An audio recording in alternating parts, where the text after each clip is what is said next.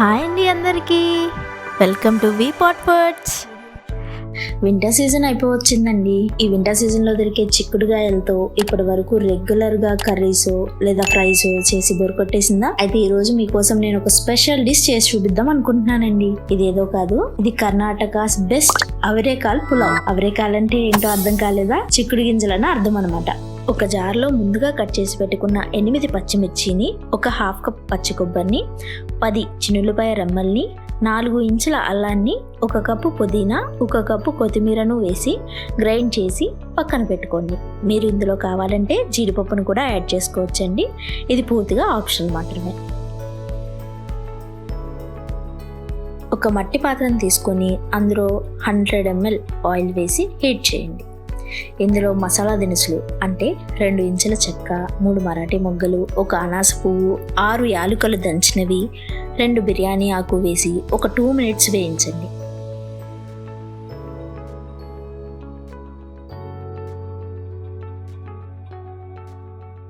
ఇలా వేగాక 1 table spoon షాజీరా వేసి ఈ దినుసుల్లోని ఫ్లేవర్ రిలీజ్ అయ్యి మంచి సువాసన వచ్చే వరకు వేయించండి.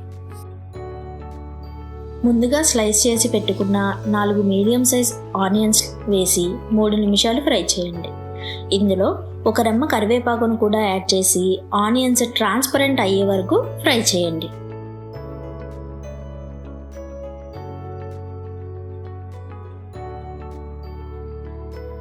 ఈ ఆనియన్స్ వేగాక ముందుగా కట్ చేసి పెట్టుకున్న 2 చిన్న సైజ్ క్యారెట్ ముక్కలను, అలాగే 6 బీన్స్ ముక్కలను యాడ్ చేసి 2 నిమిషాలు మీడియం ఫ్లేమ్లో మగ్గించండి.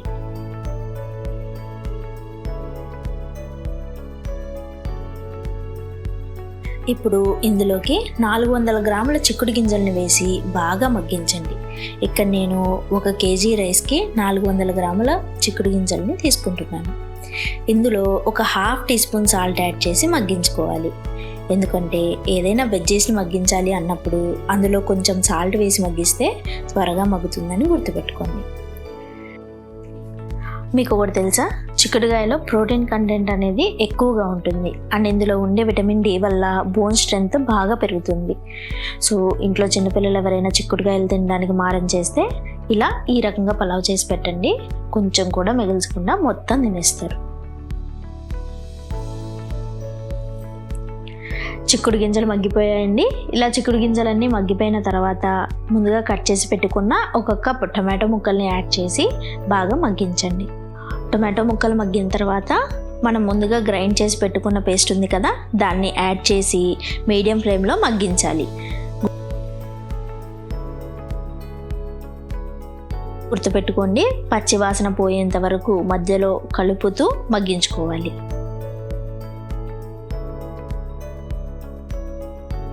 ఇప్పుడు ఇందులో 1 టేబుల్ స్పూన్ పసుపు వేసి ఒక 2 నిమిషాలు మగ్గించుకోండి.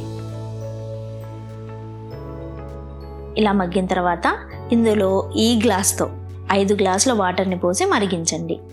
నేను ఈ గ్లాస్తో 3 గ్లాసుల బియ్యాన్ని తీసుకున్నానండి. దానికి గాను 5 గ్లాసుల వాటర్ని యాడ్ చేసుకున్నాను.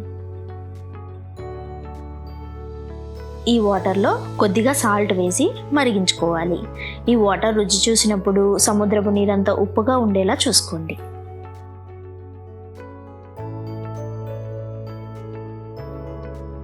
ఈ నీరు ఇలా తెరల కాగుతున్నప్పుడు అందులోకి ముందుగా 1/2 గంట సేపు నానబెట్టిన బియ్యాన్ని వేసి 10 నిమిషాలు మీడియం ఫ్లేమ్లో కలిపి మూత పెట్టేయండి. ఇంకొక మాట అండి, మీ ఇంట్లో ఎవరైనా ప్రెగ్నెంట్ లేడీస్ ఉండి వాళ్ళకి నోటికి రుచిగా ఏదైనా తినాలి అనిపించినప్పుడు ఈ మాదిరిగా చిక్కుడు గింజల పులావ్ని చేసి పెట్టండి. ఇందులో ఉండే ఫైబర్ అండ్ ప్రోటీన్ కంటెంట్ వల్ల, అలాగే విటమిన్ డి వల్ల ఎముకల దృఢత్వం అనేది పెరుగుతుంది అండ్ వాళ్ళకి రుచికి రుచి ఉంటుంది, ఆరోగ్యానికి ఆరోగ్యం ఉంటుంది.